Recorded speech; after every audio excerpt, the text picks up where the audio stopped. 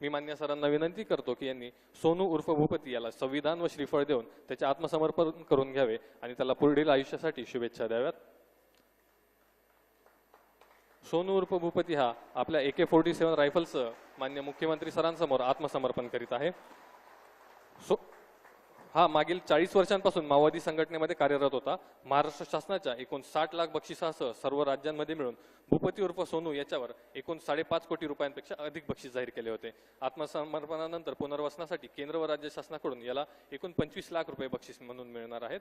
तसेच दिनांक 1 जानेवारी 2025 रोजी भूपती उर्फ सोनू याची पत्नी DKZCM तारक्का सीडाम हिने मान्य मुख्यमंत्री तथा गृहमंत्री महाराष्ट्र राज्य श्री देवेंद्र फडणवीस सर यांच्या समोर आत्मसमर्पण केलेले होते.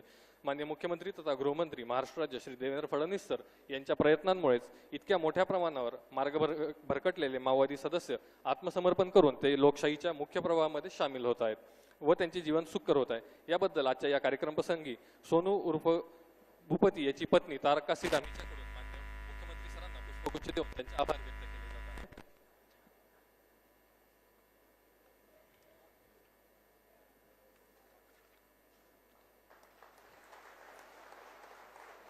यानंतर या संपूर्ण